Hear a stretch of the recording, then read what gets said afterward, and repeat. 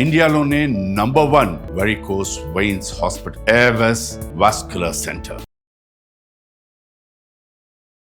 నమస్కారం, మీరు చూస్తున్న సుమన్ టీవీ. నేను మీ కీర్తి. సెప్టెంబర్ 7వ తారీఖు రాహుగ్రస్త సంపూర్ణ చంద్రగ్రహణం ఏర్పడబోతుంది. మరి దీనికి సంబంధించి అనేక ధర్మ సందేహాలు మనందరి మధ్యలో ఉన్నాయి. వీటిని నివృత్తి చేయడానికి మనతో పాటు ఉన్నారు. 2009 నుంచి 30,000కు పైగా జాతకాల పరిశీలన చేసి, అలాగే 2013 నుంచి అనేక పితృదోషాల కార్యక్రమాలను నిర్వహించి, అంటే కొన్ని వేలకు పైగా పితృదోష కార్యక్రమాలను నిర్వహించిన ప్రముఖ ఆస్ట్రాలజర్ బ్రహ్మశ్రీ నందిబట్ల శ్రీహరి శర్మ గురుగారు. నమస్కారం గురుగారు. వాగర్థావివ సంపృక్తౌ వాగర్థ ప్రతిపత్తయే జగతః పితరౌ వందే పార్వతీ పరమేశ్వరౌ. ఆదిత్యాయ చ సోమాయ మంగళాయ బుధాయ చ గురుశుక్ర శనిభ్యశ్చ రాహవే కేతవే నమః. శృంగేరి జగద్గురు పీఠాధిపతులకి, కంచి పీఠాధిపతులకి నమస్కారములు తెలియజేసుకుంటూ కార్యక్రమాన్ని ప్రారంభిద్దాం. గురుగారు, ఇందాక నేను చెప్పినట్టుగా సెప్టెంబర్ 7న రాహుగ్రస్త సంపూర్ణ చంద్రగ్రహణం ఏర్పడిపోతుంది. చాలా చాలా టెన్షన్ పెడతా ఉన్నారు. అసలు పలానా రాసుల వారికి బాగుంది, బాగాలేదు, చాలా చాలా అనర్థాలు జరగబోతున్నాయని. మరి దీనికి సంబంధించి మీ వివరాలు గురుగారు. తప్పకుండానమ్మా.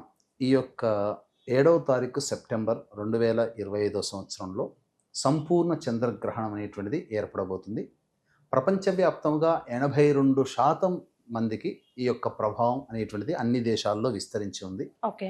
కాబట్టి ఈ యొక్క సంపూర్ణ చంద్రగ్రహణం అనేటువంటిది పాత గణిత పంచాంగం ప్రకారం శతభిష నక్షత్రం 4వ పాదం చివరిలో, పూర్వాభాద్ర నక్షత్రం మొదటి పాదంలో ఈ యొక్క గ్రహణం అనేటువంటిది ఏర్పడుతుంది.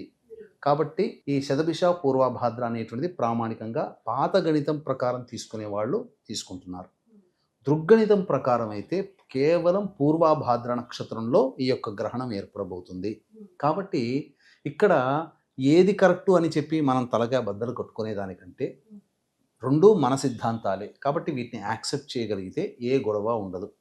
కాబట్టి ఈ శతభిష పూర్వాభాద్ర నక్షత్రములతో పాటుగా వీటికి అనుతారులైనటువంటి స్వాతి మరియు ఆరుద్ర, అలాగే విశాఖ, పునర్వసు, అలాగే శతభిషానికంటే ముందు నక్షత్రం ధనిష్ట నక్షత్రం, పూర్వాభాద్ర తరువాత నక్షత్రం ఉత్తరాభాద్ర నక్షత్రం. వెరసి ధనిష్ట, శతభిషం, పూర్వాభాద్ర, ఉత్తరాభాద్ర, ఆరుద్ర, పునర్వసు, స్వాతి, విశాఖ, ఈ 8 నక్షత్రాల్లో జన్మించినటువంటి వాళ్ళకి మాత్రం ఈ యొక్క ప్రభావము సంపూర్ణంగా ఉంటుంది. ఈ 8 నక్షత్రాల్లో జన్మించినటువంటి వాళ్ళు ఈ యొక్క గ్రహణాన్ని చూడకూడదు. ఇక ఈ గ్రహణానికి సంబంధించినటువంటి అనేక ప్రసార మాధ్యమాల్లో ఇప్పుడు చాలామంది విపరీతమైనటువంటి ప్రాపగాండా అయిపోయింది. కొన్ని రాశుల్లో జన్మించిన వాళ్ళకి అద్భుతాల్లో అద్భుతం, ఇక వాళ్ళు ఏకంగా సింహాసనం మీదే కూర్చుంటారు అన్నట్టుగా. కొంతమంది అయితే మామూలుగా ఎప్పటి బండి అప్పట్లానే ఉంటుందని, ఇంకా కొంత రాశుల్లో జన్మించిన వాళ్ళకైతే ఇక దబాలనగా కింద పడిపోతాడు. సముద్రంలో అలలు సినిమాల్లో చూసినవన్నీ మన జీవితంలో ఉంటాయేమో, అష్టకష్టాలు అన్నట్టుగా చెప్తున్నారు. వాస్తవానికి గ్రహణం అనేటువంటిది దేనికి సంబంధించినటువంటిది? విశ్వానికి సంబంధించినటువంటిది. ఈ విశ్వంలో మనము కూడా ఒక భాగం కాబట్టి ప్రధానంగా ఈ గ్రహణ ప్రభావం ఏర్పడుతున్నటువంటి అనేక ప్రాంతాలలో ఈ యొక్క గ్రహణ ప్రభావం ఉండబోతుంది. దీనికి సాక్ష్యంగా మనం చెప్పడం జరిగింది. ఎప్పుడమ్మా? ఫాల్గుణ మాసంలో మార్చి నెలలో 14వ తారీఖు మార్చ్, అలాగే 29వ తారీఖు మార్చ్, ఈ రెండు కూడా సంపూర్ణ చంద్రగ్రహణం, సూర్యగ్రహణం అనేటువంటిది ఏర్పడింది. ఏర్పడినప్పుడు మన దేశంలో సంభవించటం లేదు కాబట్టి మనకేమీ లేదు కదా, మీరంతా ఉత్తగా చెప్తున్నారు. కానీ ఈ యొక్క సంబంధించినటువంటి ప్రభావం వలన మన దేశంలో కూడా కొన్ని ఉత్పాతాలు జరుగుతాయని చెప్పి చెప్పడం జరిగింది. తదనంతర పరిస్థితుల వల్ల అనేక ఇబ్బందులు, పహల్గాం దాడి కావచ్చు, ప్రకృతి విపత్తులు కావచ్చు, ఎంతో మంది చనిపోయారు. ఆనాడు తప్పు అని, ఇదంతా వేస్ట్, వ్యర్థము, మీరు అనవసరంగా చెప్తున్నారు అని చెప్పిన వాళ్ళు కూడా నమ్మారు. మళ్ళీ అటువంటి స్థితే పునరావృతం అవబోతుంది. ఎందుకు చెప్పమంటారా? ఈ సంబంధించినటువంటి సెప్టెంబర్ మాసంలో 7వ తారీఖు సంపూర్ణ చంద్రగ్రహణం, దీంతో పాటుగా 21వ తారీఖున కూడా చూడమని నామక సూర్యగ్రహణం అనేటువంటిది ఏర్పడబోతుంది. కేతుగ్రస్త సూర్యగ్రహణం. కాబట్టి ఒకే నెలలో 2 గ్రహణాలు ఉంటున్నాయి కదమ్మా. దీని ప్రభావం వలన ప్రపంచవ్యాప్తముగా మళ్ళీ అనిశ్చితి అనేటువంటిది ఉంటుంది. ఆనాడు గ్రహణ ప్రభావం అమెరికా విట్నెస్ అయింది కాబట్టి తదనంతర పరిణామాల కార్యక్రమంలో అమెరికాలో చాలా ఇబ్బందులు అనేటువంటివి ప్రస్తుతం ప్రజలు ఎదుర్కొంటున్నారు. ప్రజాస్వామ్యబద్ధంగా ప్రపంచవ్యాప్తంగా అమెరికా తీసుకునేటువంటి నిర్ణయాల ప్రభావం వల్ల. కానీ చాలామంది ఈ యొక్క శాస్త్రజ్ఞుల ప్రకారము మనకు భారతదేశము ఏర్పడినటువంటిది వృషభ లగ్నంలో కాబట్టి వృషభ లగ్నాన్ని ప్రామాణికంగా తీసుకున్న, ప్రాచీన చరిత్రకారకులు కన్యా లగ్నాన్ని ప్రామాణికంగా తీసుకున్న, నవీన చరిత్రకారకుల ప్రకారము మకర లగ్నాన్ని ప్రామాణికంగా తీసుకున్న ఈ గ్రహణం అనేటువంటిది మనకు భారతదేశానికి కొంత ప్లస్లోనే ఉంటుంది. గురుగారు, అసలు పట్టు విడుపు సమయాలు ఎలా ఉన్నాయంటారు? ఏ సమయం నుంచి ఏ సమయం వరకు మనం జాగ్రత్తగా ఉండాలి, జాగ్రత్తలు ఎలా పాటించాలో దయచేసి తెలియజేస్తారా? ఈ యొక్క చంద్రగ్రహణ ప్రభావం అనేటువంటి 9 గంటల 27 నిమిషాలు బేస్ చేసుకుంటే 11 గంటల 52 నిమిషాలు మోక్షకాలం. అంటే సంపూర్ణంగా చంద్రుడు కనబడకుండా ఉండేటువంటి సమయం 11 గంటల 52 నిమిషాల నుంచి దాదాపుగా 12 గంటల 1 నిమిషం వరకు ఉంటుందమ్మా. అంటే 9 నిమిషాల పాటు మోక్షకాలము అని అంటారు. అది తర్వాత విడుపు అనేటువంటిది జరుగుతూ 1 గంట 27 నిమిషాలకి విడుపు అయిపోతుంది.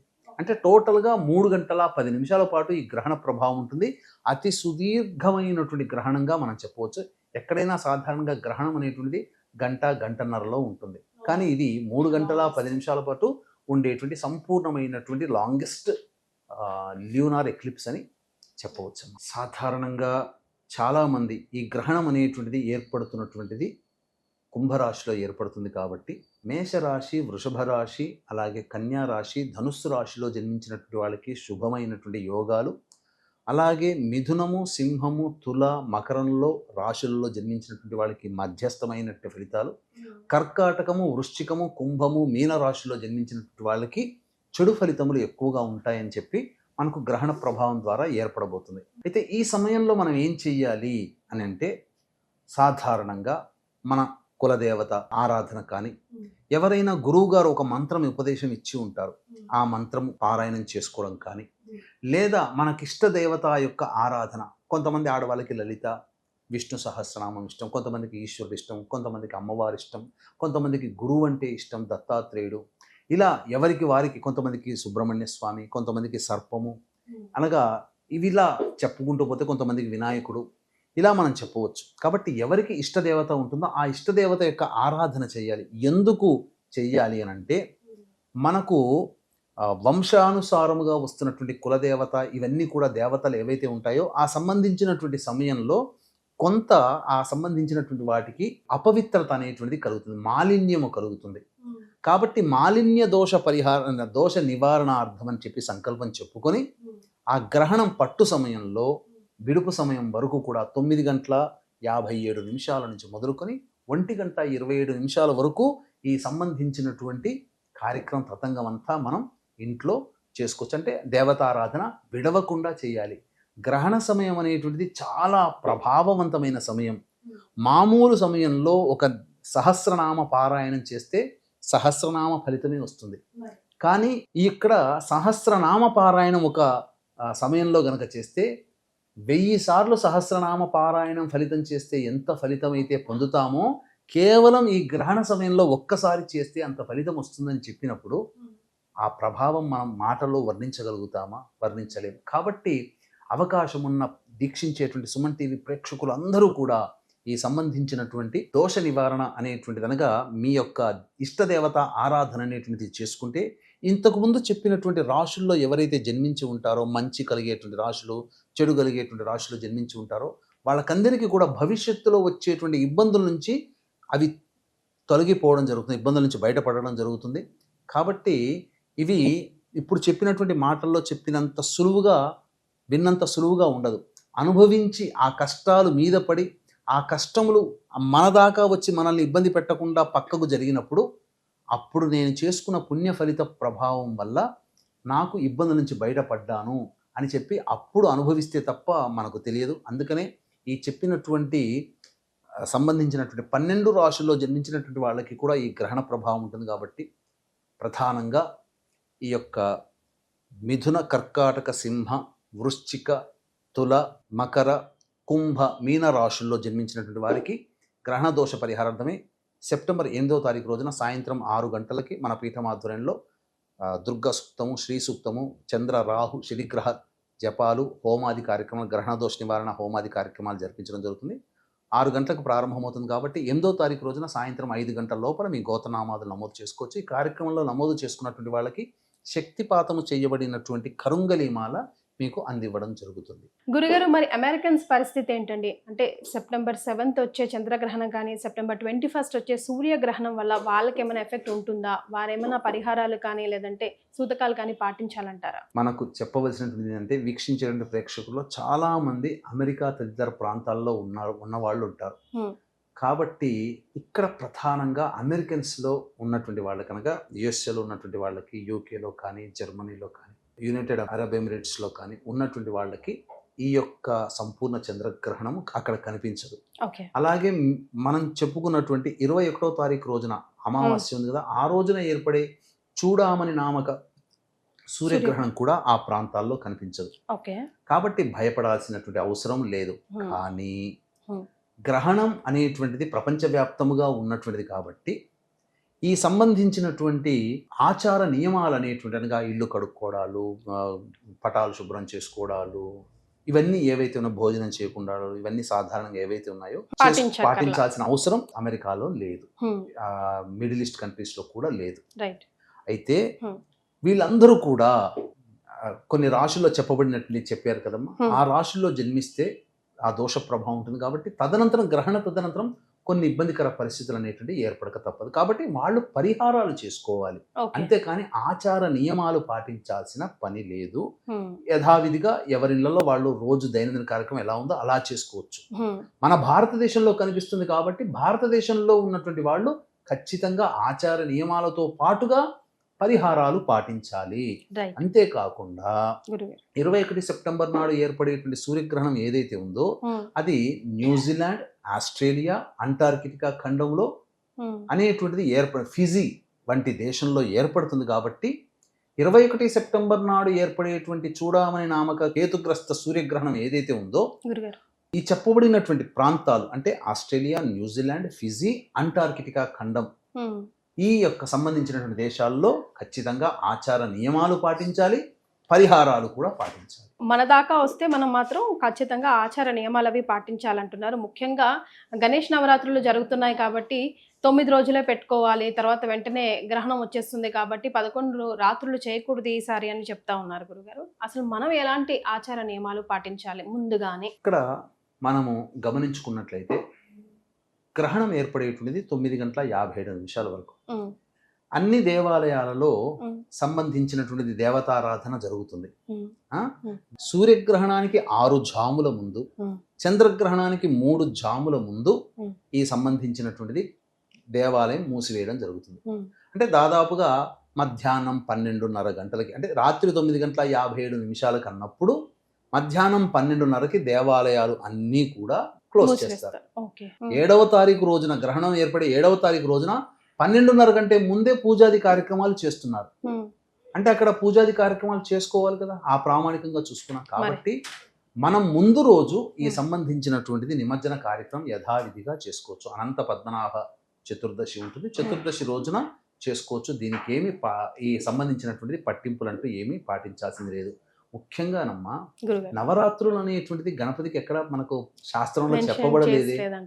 ఇది కేవలం స్వాతంత్రోద్యమం కోసం బాలగంగాధర్ తిలక్ గారు అందరూ ఒక చోట గుమికూడి నిర్ణయాలు తీసుకోవడానికి ఆనాటి కాలమాన పరిస్థితుల ప్రకారం ఒక చోట గుమికూడితే britishers shoot at sight order పెట్టారు. కాబట్టి పూజ అంటే వాళ్ళు ఎగ్జెంప్షన్ ఇస్తారు. కాబట్టి ఈ నవరాత్రులు అనేటువంటిది ఆ స్వాతంత్ర ఉద్యమంలో భాగంగా నెలకొల్పి అందరినీ ఒక చోట గుమికూడి నిర్ణయాలు తీసుకునే వాళ్ళు భజన చేస్తున్నట్టు నటిస్తూ ఎవరి కార్యకలాపాలు వాళ్ళు చేయడానికి ముచ్చట పెట్టుకునేవాళ్ళు. అలా ఉంది. గణపతికి ఎక్కడ కూడా శాస్త్రంలో నవరాత్రులు లేవు, కేవలం ఒక్కరోజే. వరలక్ష్మి వ్రతం ఎలాగో, వైభవలక్ష్మి వ్రతం ఎలాగో, కామేశ్వరి వ్రతం ఎలాగో, ఇది కూడా కాత్యాయని వ్రతం ఎలాగో, ఇది కూడా వినాయక వ్రతం, వరసిద్ధి వినాయక వ్రతం. అంతే తప్ప ఇది ఈ మధ్య కాలంలో ఈ యొక్క 20th సెంచరీలోనే మనం ఏర్పాటు చేసుకోవడం జరిగింది. గురుగారు, మన గ్రహణం 9 గంటల చిల్లర టైంకి స్టార్ట్ అవుతుంది కాబట్టి భోజనాది కార్యక్రమాలు ఎప్పుడు ముగించుకోవాలంటారు? ఇంతకు ముందు చెప్పుకున్నట్టుగా 3 జాముల ముందే మనం ఈ యొక్క సంబంధించినటువంటిది అనగా 12:30 లోపల ఈ యొక్క భోజనాది కార్యక్రమాలన్నీ కూడా ముగించుకోవాలి. దీనికి పిల్లలు, అనారోగ్యంలో ఉన్న వాళ్ళు, వృద్ధులు, గర్భవతులు వీరికి ఎగ్జెంప్షన్. కాబట్టి వీళ్ళు ఆకలికి ఉండలేరు కాబట్టి ద్రవ పదార్థంలో లిక్విడ్స్ అంటే ఫ్రూట్ సలాడ్ లాంటిదో, చిన్న చిన్నగా పండ్లు లాంటిదో ఇవి తీసుకోవచ్చు. అది కూడా సాయంత్రం 6 లోపల గనక తీసుకుంటే మంచిది. గురుగారు, ఈ రోజుల్లో పిల్లలు పుట్టేదాకా ఒక ప్రాబ్లం, పుట్టిన తర్వాత వాళ్ళు ఎలా ఉంటారో ఒక ప్రాబ్లం అవుతుంది. ముఖ్యంగా గ్రహణాలు ఉంటే ప్రెగ్నెంట్ ఉన్నప్పుడు చాలా చాలా భయానికి గురవుతూ ఉంటారు ఆ ప్రెగ్నెంట్ ఉమెన్, ఆ ఫ్యామిలీ మెంబర్స్ అంతా కూడాను. మళ్ళీ 2 గ్రహణాలు కూడా వచ్చేస్తున్నాయి ఒకే నెలలోపు. సో మరి ఆ ప్రెగ్నెంట్ ఉన్న స్త్రీమూర్తి ఎలాంటి నియమాలు పాటించాలి, ఎలాంటి జాగ్రత్తలు తీసుకోవాలి, ఎలాంటి మంత్ర ఉచ్చారణ చేయాలి, చేయొచ్చా చేయకూడదా, దయచేసి తెలియజేస్తారా? ఇక్కడ ప్రధానంగా గ్రహణం అనేటువంటిది ఉన్నప్పుడు గర్భవతులకి ప్రధానంగా కొన్ని సూచనలు మనకు శాస్త్రంలో చెప్పబడి ఉంది. కానీ ఈ మధ్య కొంతమంది పైత్యముతో వాళ్ళకి తెలిసింది తెలియనట్టుగా, తెలియంది తెలిసినట్టుగా చెబుతూ జనాల్ని భయభ్రాంతులకి గురి చేస్తూ ఏదో ఒక వాళ్ళ ప్రజల యొక్క అటెన్షన్ని తీసుకోవడం కోసం కొంతమంది నెగిటివ్గా చేస్తున్నారమ్మా. మనకు శాస్త్రంలో చెప్పబడి ఉన్నటువంటిది ఏంటంటే, గర్భవతిగా ఉన్నటువంటి అమ్మాయి నెలల గర్భిణి అనగా 3వ నెల నుంచి, అది మొదటి నెల నుంచి కూడా లెక్కేసుకోవచ్చు అసలు వాస్తవానికి. ప్రసవం అయ్యేంత వరకు ఆ మధ్య కాలంలో కనుక గ్రహణం ఉంటే, ఆ గ్రహణము అన్నప్పుడు ఏంటంటే సూర్య చంద్ర గ్రహణాలు ఏర్పడుతున్నప్పుడు వాళ్ళ యొక్క బింబము మనకు కనిపించదు కాబట్టి అప్పుడు ఆ యొక్క అంతరిక్షం నుంచి విషవాయువులు నేరుగా భూమి మీదకి ప్రసరిస్తాయి. దాని ప్రభావం వలన అతి సున్నితంగా ఉండేటువంటిది ఎవరంటే శిశువులు, పిల్లలు, అలాగే గర్భవతులు వీళ్ళు. కాబట్టి వీళ్ళకి ఆ ఇంపాక్ట్ పడుతుంది. గ్రహణం ముర్రితో పుడతారు అంటే ఈ ముక్కు అనేటువంటిది కానీ మూతి దగ్గర పూర్తిగా చివర్లు ఉండిపోవడం, ఇది సైన్స్ అనేటువంటి చాలా మంది చెప్తుంటుంటారమ్మా. ఇది దీనికి సంబంధం లేదు అని అంటారు. మరి గ్రహణం తర్వాత ఎందుకు పుడుతున్నారు వీళ్ళంతా? ఇప్పుడు 1 సంవత్సరంలో గ్రహణాలు అంటూ జరగలేదు. 2020 సంవత్సరంలో కరోనా ఉన్నప్పుడు మరి ఎవరు ఆ సంబంధం నుంచి ఎక్కడైనా కానీ మనం విన్నామా? రిపోర్ట్స్ ఉన్నాయా? గ్రహణం మరి వ్యాధితో పుట్టారని. గ్రహణాలు లేని సంవత్సరంలో అందరూ నార్మల్గానే పుట్టారు. గ్రహణాలు ఉన్నప్పుడు తెలిసి తెలియక గర్భవతులు ఎవరైతే మిస్టేక్స్ చేస్తారు, అది మన స్పృహంలోకి కూడా వచ్చేస్తుంది గురుగారు. అరే అప్పుడు చెప్తే నేను వెళ్ళలేదు. సైన్స్ చెప్పేటువంటి వాళ్ళు వీళ్ళకి సైన్స్ అంటే కనబడేది అని నమ్మడమే సైన్స్ అమ్మా. కాబట్టి సైన్స్ చెప్పేటువంటి దాన్ని మనం పెద్దగా పరిగణలోకి తీసుకోవాలి. కానీ మనకంటూ ఒక అనాదిగా మన ఋషులు మునులు మనలకు ఎంతో సిద్ధాంతంగా ఇచ్చారు మనకు. కాబట్టి మన వాళ్ళు అందించిందే ఇప్పుడు వీళ్ళు ఆచరిస్తున్నారు. ఇప్పుడు ఏదో గొప్పగా సైన్స్ అంటున్నారు. సరే, ఒప్పుకోక తప్పదు. కానీ ఇటువంటి విషయాల్లో మాత్రం మన ఆచారమే మనల్ని ముందుకు నడిపిస్తుంది. ఆచారము ఖచ్చితంగా పాటించాల్సిందే. ఎంతోమంది ఒక సిస్టమేటిక్గా ఉన్నదాన్ని చెడు చేసేసారు. అంటే మన హిందూ ధర్మంలో ఆచార సాంప్రదాయాల్లో గందరగోళానికి గురి చేసే విధంగా అన్య మతస్థులు కొంత అవాకులు చెవాకులు చెప్పడం ద్వారా వచ్చింది. ముందు కాలంలో, ప్రాచీన కాలంలో ఎలా ఉండేది? హాయిగా గర్భవతి హాయిగా రెస్ట్ తీసుకునేది. మీరు అన్నట్టుగా దైవనామస్మరణ చేసుకుంటూ ఉండేవాళ్ళు. వెలుతురు ప్రసరించకుండా అంతా కూడా తలుపులు కిటికీలు మూసుకొని ఇంట్లో హాయిగా ఉండమ్మా, అటు ఇటు తిరక్కమ్మా అని చెప్పారు. దీన్ని వాళ్ళు ఒక రకంగా ఏంటంటే గర్భవతిని మీరు అణిచివేస్తున్నారా అన్నట్టుగా ఉండి, ఇంకా ఇప్పుడు ఏదో చెప్పినట్టుగా జరిగింది ఒకటైతే చెప్పి ఒకటవుతున్నట్టుగా ఉండి ఆ విధంగా గర్భవతులకి తాళ్లతో కట్టేసేసారు కదలకుండా. ఇలా కూడా చెప్పిన వాళ్ళు ఉన్నారమ్మా. అలా చెయ్యాలి అని చెప్పి. వాస్తవానికి గర్భవతులు మంచిగా హాయిగా నిద్రపోవచ్చమ్మా. కాకపోతే బయట నుంచి వచ్చేటువంటి విషవాయువులు ఏవైతే ఉన్నాయో అవి ఇంట్లోకి ప్రసరించకుండా చూసుకొని మంచిగా చక్కగా దైవనామస్మరణ చేసుకుంటూ ఉంటే మంచిది. ఆ సమయంలో నిద్రపోకూడదు, దైవనామస్మరణ చేసుకోవాలి. ఏదైనా మంత్రం వాళ్ళకు ఉపదేశించి ఉన్నా లేదన్నా ఏదైనా చేసుకోవాలన్నా అమ్మవారి నామం శ్రీమాత్రి నమః అనుకోండి, ఈశ్వరుడైతే శివాయ నమః అనుకోండి, విష్ణు ఇష్టమైతే నారాయణాయ నమః అనుకోండి, గణపతి ఇష్టమైతే గణపతయే నమః అనుకోండి, సుబ్రహ్మణ్య స్వామి ఇష్టమైతే సుబ్రహ్మణ్యాయ నమః అనుకోండి. చాలమ్మా, అది చేసుకున్నా చాలు. రాముడి ఇష్టమైతే శ్రీరామ అని చెప్పండి చాలు. గురుగారు, మరి విలువ ఉంచుకునే వస్తువుల్ని ఎలా ఉపయోగించుకోవాలంటారు, ఎలా కాపాడుకోవాలంటారు? ప్రధానంగా ఈ యొక్క విషవాయువులు మన కంటికి కనబడవమ్మా. కానీ విషవాయువులు అంటే ఏదో కార్బన్ డైఆక్సైడ్ లాగా వాసన వస్తే చెడు వాసన దుర్వాసనలు అట్లా ఉండవు. మన కంటికి కనబడినటువంటి గామా రేస్, ఎక్స్రేస్ ఇవన్నీ ఉంటాయి కాబట్టి అవి పదార్థాల మీద పడి తదనంతరం అవి భుజించినటువంటి వాళ్ళకి శరీరంలో కొంత రసాయనిక సంయోగం జరిగి కొన్ని రకమైనటువంటి రుగ్మతలకి కారణమవుతుంది. ముఖ్యంగా బ్లడ్ ఇన్ఫెక్షన్స్, స్కిన్ ఇన్ఫెక్షన్స్. తదనంతర కాలంలో ఎక్కువగా ఈ ఓజోన్ పొర పనిచేయదు ఆ సమయంలో, కాబట్టి క్యాన్సర్ కారకమైనటువంటి వ్యాధులకి ఉంటుంటారు. అందుకని మీరు చూడండి, అమెరికాలో ఓజోన్ పొర పనిచేయదు. అందుకే అమెరికాలో ఎక్కువ విక్టిమ్స్ క్యాన్సర్ రోగాలతో ఉండేటువంటి వాళ్ళు 67% ఉంటారు. అందుకే వాళ్ళు ఎండాకాలంలో బయటికి రారు. కారణం అది. కాబట్టి ఈ సంబంధించినటువంటిది నిల్వ ఉన్నటువంటి పదార్థాలు అంటే కాయగూరలు, మన పచ్చళ్ళు, ఊరగాయలు, ఇలా కొన్ని పదార్థాలు ఉంటాయి నీటిలో. ఏదైనా కానీ అవన్నీ విషంగా ఉండకూడదనే ఉద్దేశంతో మన వాళ్ళు దర్భ అనేటువంటిది క్షణాలు దర్భ అని అంటారు. ఆ దర్భని ఆ విధంగా ఆ యొక్క పదార్థాల్లో వేయాలి కూడా. చాలా మంది దర్భకి గరికకి తేడా లేదనుకుంటారు. గరికంటే బయట దొరికేది అనుకుంటారు. కాదమ్మా, దర్భ విశిష్టత వేరు. అది పూజా స్టోర్లో కానీ పచారీ షాపుల్లో కానీ దర్భ అంటే ఇస్తారు. అవి ఒక కట్ట తెచ్చుకుంటే ఏం పెద్ద ఉపయోగం ఏం లేదు. అయితే పూర్వకాలంలో ఎలా ఉండేదంటే నట్టింట్లో అని అంటారు కదమ్మా, నట్టింటిలో ముగ్గు వేసేవాళ్ళు. అష్టదళ పద్మము కానీ చతురస్రాకారం కానీ ముగ్గు వేసి అందులో ఆ పైన ఒక దర్భల యొక్క కట్ట పెట్టేవాళ్ళు, దర్భల్ని పరిచేవాళ్ళు పూర్తిగా నిండుగా. ఆ విధంగా ఉన్నప్పుడు ఏమైందంటే ఎక్కడెక్కడి నుంచో వచ్చిందంతా కూడా నట్టింట్లో చేరుతుంది. దర్భ ప్రభావం వల్ల ఆ ఇంట్లో విషవాయువులు అనేటువంటి రాకుండా ఉంటాయి అనే ఉద్దేశంతో ఆ విధంగా ఇళ్లల్లో ఉండేటువంటి ఊరగాయల్లో, నీటిలో, అన్నిట్లో వేసుకున్నా నట్టింట్లో మాత్రం చతురస్ర మండలము కానీ అష్టదళ పద్మము కానీ వేసి అప్పుడు దర్భలు అనేటువంటి పరిచేవాళ్ళు. తద్వారా ఇంట్లోకి వచ్చే నెగిటివ్ ఎనర్జీ కూడా తొలగిపోతుంది అని మనకు శాస్త్ర ప్రమాణం. గురుగారు, మరి ఒకవేళ గ్రహణం తర్వాత మనం ఎలాంటి నియమాలు పాటించాలి? దేవుడు గది కానీ ఇల్లు కానీ ఎప్పుడు శుభ్రం చేసుకోవాలంటారు? ఇక్కడ గ్రహణానికి పట్టు విడుపు అనేటువంటిది ప్రధానమైనటువంటి నియమం.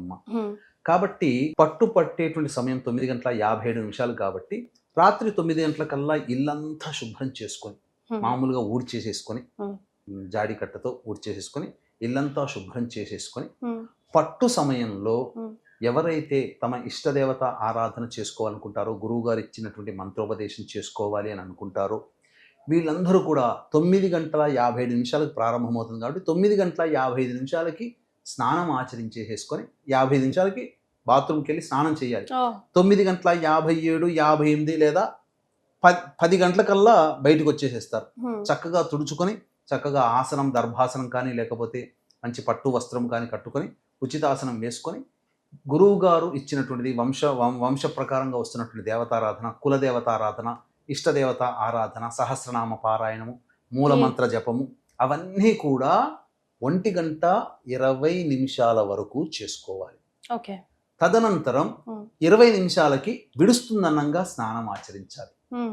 కొంతమంది జపం చేసుకుంటూ ఉంటారు కాబట్టి బ్రాహ్మలు గనక అవైలబుల్ అయితే 1:10 బ్రాహ్మలు పిలిపించి ఆ యొక్క గ్రహణ విడుస్తున్న సమయంలో కాంస్య పాత్ర లేదా కాంస్య అంటే బ్రాంజ్ కాంస్య పాత్ర, అందులో కొంత వెండి బింబము, చంద్రబింబము, వెండి సూర్యబింబము, వెండి నాగబింబము వేసి అది మునిగిపోయేంత విధంగా ఆ యొక్క ఆవునేతిని, శుద్ధమైన ఆవునేతిని వేసి, లేదా మట్టి పాత్రనైనా తీసుకోవచ్చు, ఇత్తడి పాత్రనైనా తీసుకోవచ్చు, కానీ స్టీలు వాడకూడదు. ఇక తీసుకొని అందులో చెప్పిన విధంగా వేసి ఆ మునిగిపోయేంతగా ఆవు నెయ్యి వేసి అందులో తన ముఖాన్ని చూసుకొని అదే సమయంలో బ్రాహ్మడికి దానం చేయాలి. వస్త్ర సహితముగా, అలాగే బియ్యము, మినుముల సహితముగా, నువ్వుల సహితముగా, వస్త్ర సహితముగా చెప్పినటువంటి పాత్రలో ఆ విధంగా ముఖం చూసుకొని దానము గనక చేస్తే గ్రహణ దోషం అనేటువంటిది సంపూర్ణముగా తొలగిపోతుంది. తద్వారా అమితమైనటువంటి దేవతాశక్తి వాళ్ళలో ప్రవేశిస్తుంది. నరదృష్టి, నరఘోషతో బాధపడేటువంటి వాళ్ళందరూ కూడా విముక్తులవుతారు. వాళ్ళలో చైతన్యం కలుగుతుంది. ఒక గొప్ప శక్తి వాళ్ళలోకి వస్తుందమ్మా. అదంతా కూడా మానవుడిలో ఈ యొక్క దేవతా ఆరాధన ఆ సమయంలో చేసుకోవడం వల్ల ఒక ఆరా అనేటువంటిది మన దగ్గర ఏదైతే ఉంటుందో ఆ ఆరా అనేటువంటిది సరిచేయబడుతుంది. తద్వారా మన దేహము తేజోవంతమవుతుంది. అందుకనే ఈ తదనంతరం చేసేటువంటి ప్రతి పనులలో కూడా విజయం అనేటువంటిది చాలా మందికి గ్రహణ పూజ ఇంట్లో చేసుకున్నందువల్ల వాళ్ళకి కలుగుతుంది. అలాగే చాలామంది ఈ పూజలు చేసుకున్న దైవ అనుగ్రహం కోసం తాపత్రయపడేటువంటి వాళ్ళు ఈ గ్రహణానికి సంబంధించినటువంటి పూజాది కార్యక్రమాలు అనేటువంటివి చేసుకోలేరు. అందుకే మన పీఠం ఆధ్వర్యంలో 8వ తారీఖు రోజున సాయంత్రం 6 గంటలకి ఈ చెప్పబడినటువంటి మిథున, కర్కాటక, సింహ, తుల, మకర, కుంభ, మీన రాశుల్లో జన్మించినటువంటి వాళ్ళకి గ్రహణ దోష నివారణార్థమే గ్రహణ దోష నివారణ పూజలు, హోమాలు అనేటువంటి జరిపించి శక్తిపాతము చేయబడినటువంటి కరుంగలి మాల మీకు ఇవ్వడం జరుగుతుంది. సాయంత్రం 6 గంటలకి 8వ తారీఖు రోజున ప్రారంభమవుతుంది కాబట్టి 5 గంటల లోపల మీ గోతనామాలు నమోదు చేసుకోవచ్చు. కేవలం ఒక 108 మందికి మాత్రమే ఈ కార్యక్రమంలో అవకాశాన్ని కల్పిస్తున్నాం. గురుగారు, మరి దేవుడు గదిని కానీ చిత్రపటాలు కానీ ఎప్పుడు క్లీన్ చేసుకోవాలంటారు? గ్రహణం విడుపు స్నానం 1:27 వరకు గ్రహణం విడుస్తుంది కాబట్టి గ్రహణం ఆ సమయంలో స్నానం చేస్తాం. తదనంతరం ఆ సంబంధించినటువంటి ఇల్లంతా కూడా మళ్ళీ ఒకసారి చీపురు కట్టతో పూర్తిగా క్లీన్ చేసి తదనంతరం శుభ్రమైనటువంటి నీటితో, అంటే మంచి నీటిలో గళ్ళ ఉప్పు, తర్వాత యాలకుల పొడి, తర్వాత పసుపు, తర్వాత ఈ సంబంధించినటువంటి గోపంచకము, పచ్చకర్పూరము ఇవన్నీ వేసి సుగంధ ద్రవ్యాలన్నీ సుగంధ ద్రవ్యాలు వేసిన తర్వాత ఇవన్నీ కలుగుతాయి కదమ్మా. తదనంతరం ఒక మంచి బట్ట మాఫ్తో ఈ సంబంధించినటువంటి ఇల్లంతా క్లీన్ చేసుకుంటే నెగిటివ్ ఎనర్జీ 100కి 100% పోతుంది. దేవతా శక్తి అప్పుడు ప్రవేశిస్తుంది. తరువాత ఈ దేవతల విగ్రహాల దగ్గర కూడా గ్రహణం పట్టు కంటే ముందే అన్ని దర్భపుల్లలు పెట్టాలి చిత్రపటాల దగ్గర కానీ. ఎందుకంటే మనం రోజు నిత్యం పూజిస్తాం కదా, మనకు సంబంధించి 20-30 సంవత్సరాల నుంచి చిత్రపటాలు ఉంటాయి. ఆ చిత్రపటాల్లో కూడా దైవశక్తి ఉంటుందమ్మా. అలాగే విగ్రహాలు ఉంటాయి కాబట్టి విగ్రహాలకు అన్నిటి దగ్గర, చిత్రపటాల దగ్గర ఎలాగో దర్భపుల్ల పెడతాం మనం. తదనంతరం విడుపు స్నానం అయిపోయిన తర్వాత మళ్ళీ అంతా కూడా పూజా మందిరం అంతా కూడా శుభ్రపరచుకొని ప్రతి విగ్రహాన్ని శుభ్రంగా కడుక్కోవాలి. మంచిగా చింతపండుతో లేదా కుంకుడుకాయ గింజ రసంతో శుభ్రంగా కడుక్కొని మళ్ళీ అదంతా అయిపోయేసరికి 3 అట్లా అవుతుంది. అవకాశం ఉంటే తెల్లవారుజామున అవకాశం ఉంటే ఇదంతా చేసుకోవాలి. ఆ రోజు చక్కగా స్నానం, మళ్ళీ ఇంకొకసారి స్నానం ఆచరించి మళ్ళీ దీపారాధన చేసి అప్పుడు మళ్ళీ ధూపదీప నైవేద్యాలు చేసుకోవచ్చు. లేదు ఇవంతా మేము మధ్యరాత్రి కదా, మేము పడుకుంటుంటాం కదా అని చెప్పి అనుకున్న వాళ్ళు ఎలాగో దర్భపుల్లలు దేవతా మందిరంలో పెడతారు చిత్రపటాలకి, విగ్రహాలకి. తెల్లవారే 5 గంటలకల్లా లేచి ఈ చెప్పినటువంటి ముందు విధానం ఏదైతే ఉందో అదంతా ఆచరించి చక్కగా దీపారాధన చేసి మళ్ళీ పూజాది కార్యక్రమం, ప్రతి విగ్రహం తుడవాల్సిందే, ప్రతి పటము తుడవాల్సిందే, మళ్ళీ కొత్తగా బొట్లు పెట్టాల్సిందే, అన్నీ చేసుకోవాల్సిందే. ధూపదీపము ముఖ్యంగా గుగ్గిలం ఇల్లంతా వేసుకోవాలమ్మా ఆ రోజు. ధూపం మాత్రం ఇంటి నిండా ధూపం నిండిపోవాలి సుగంధ ద్రవ్యాలతో. కొంతమంది మిగిలిపోయిన పసుపు కుంకుమ తీసేస్తూ ఉంటారు, ఎప్పుడు మనం కామన్ గా పెట్టుకుంటాం. అప్పుడు ఫ్రెష్ గా వాడాల్సిందేనా గురుగారు? దర్భ వేస్తే వాడుకోవచ్చమ్మా, దర్భ వేయకుంటే అది పక్కకు పడేసుకుంటే మంచిది. సో ముఖ్యంగా ఫైనల్ గా గురుగారు, ఏ రాసుల వారు ఎలాంటి జాగ్రత్తలు పాటించాలి, ఎలాంటి రెమెడీస్ ని మీరు సూచిస్తారు ఈ గ్రహణానికి సంబంధించి? ప్రధానంగా కుంభరాశిలో గ్రహణం ఏర్పడుతుంది కాబట్టి శతభిష పూర్వభాద్ర నక్షత్రం అని చెప్తున్నారు. కొంతమంది పూర్వభాద్ర నక్షత్రం ఒక్క నక్షత్రంలో ఏర్పడుతుంది అన్నారు కాబట్టి 2 యాక్సెప్టెన్స్ చేస్తే ముఖ్యంగా 8 నక్షత్రాల్లో వాళ్ళు ఈ యొక్క సంబంధించినటువంటి గ్రహణాన్ని చూడకూడదు. ధనిష్ట, శతభిషం, పూర్వభాద్ర, ఉత్తరాభాద్ర, స్వాతి, ఆరుద్ర, పునర్వసు, విశాఖ ఈ 8 నక్షత్రాల్లో జన్మించిన వాళ్ళు గ్రహణాన్ని చూడకూడదు. నెక్స్ట్ సెకండ్ పాయింట్, ఈ యొక్క గ్రహణం కుంభరాశిలో రాహుగ్రస్తంగా ఏర్పడుతుంది కాబట్టి ఈ సంబంధించినటువంటి మిథున రాశికి, అలాగే సింహరాశికి, తులారాశికి, మకర రాశిలో జన్మించినటువంటి వాళ్ళకి మధ్యస్థమైనటువంటి ఫలితాలు, మేష, వృషభ, కన్య, ధనుస్సు రాశులలో జన్మించినటువంటి వాళ్ళకి ఉత్తమమైనటువంటి శుభ ఫలితాలు, కర్కాటక, వృశ్చిక, కుంభ, మీన రాశుల్లో జన్మించినటువంటి వాళ్ళకి చెడు ఫలితాలు కలుగుతున్నాయని చెప్పి శాస్త్ర ప్రకారం చెప్పడం జరిగింది. కాబట్టి ఈ చెప్పినటువంటి మిథున, కర్కాటక, సింహ, తుల, అలాగే మకర, కుంభ, మీన రాశుల్లో జన్మించినటువంటి వాళ్ళు ఎవరైతే ఉంటారో వాళ్ళు ఈ గ్రహణ సమయం జరుగుతున్నంతసేపు ఇష్టదేవతారాధన చేసుకొని 8వ తారీఖు రోజున కాలకృత్యాదులన్నీ తీర్చుకొని శుభ్రమైనటువంటి వస్త్రములు ధరించి దగ్గరలో పండితుని పిలిపించుకున్నా లేదా దేవాలయానికి వెళ్ళినా అక్కడ ప్రధానంగా మట్టి పాత్ర కానీ, కాంస్య పాత్ర కానీ, ఇత్తడి పాత్ర కానీ తీసుకొని అందులో వెండి బింబము, అంటే వెండి చంద్రబింబము, వెండి నాగబింబము, వెండి సూర్యబింబము వేసి అందులో ఆవు నెయ్యి వేసి, అలాగే ఒక తెల్లటి వస్త్రము, మినుములు, బియ్యము, కొన్ని నల్ల నువ్వులు ఇవన్నీ వేసి ఒక ఇస్తరులో వేసి ఆ వస్త్రము పైన మళ్ళీ ఇంకొక విస్తరి వేసి ఆ దానిపైన ఈ యొక్క చెప్పబడినటువంటి పాత్ర ఏదైతే ఉంటుందో చెప్పాను కదా, ఆవు నేతిలో ఉన్నాయి, ఆ పాత్ర పెట్టి అందులో ముఖబింబం చూసి సంకల్పం చెప్పుకొని బ్రాహ్మణునికి గనక దానం గనక చేస్తే తప్పకుండా గ్రహణ దోషం అనేటువంటిది తొలగిపోతుంది. ఇంకా చాలామంది ఈ చెప్పినటువంటి మిథున, కర్కాటక, సింహ, తుల, మకర, కుంభ, మీన రాశుల్లో జన్మించిన వాళ్ళు ఎవరైతే ఉంటారో వాళ్ళకి సంబంధించి ఈ దోష పరిహారార్థమే మన పీఠం ఆధ్వర్యంలో సెప్టెంబర్ 8వ తారీఖు రోజున సాయంత్రం 6 గంటలకి గ్రహణ దోష నివారణ పూజల హోమాలు అనేవి చేయించడం జరుగుతుంది. కేవలం 108 మంది మాత్రమే అవకాశము. కాబట్టి ఈ కార్యక్రమంలో నమోదు చేసుకున్న వాళ్ళకి శక్తిపాతం చేసినటువంటి కరుంగలి మాల ఇవ్వడం జరుగుతుంది. ఎందుకంటే 7వ తారీఖు రోజున కంటే ఆ రోజు గ్రహణం ఏర్పడుతున్నటువంటి నక్షత్రం రాత్రి 8వ తారీఖు రాత్రి 10 గంటల వరకు ఉంది కాబట్టి సాయంత్రం 8వ తారీఖు సాయంత్రం 5 గంటల లోపల ఈ యొక్క సంబంధించినటువంటి గోత్రనామాదులు నమోదు చేసుకోవచ్చు.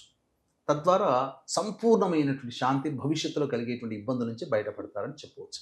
చాలా సంతోషం గురుగారు, చాలా కులంకుశంగా వివరాలు అందించారు. ధన్యవాదాలు. సర్వం శ్రీ ఉమామహేశ్వర పరబ్రహ్మార్పణమస్తు.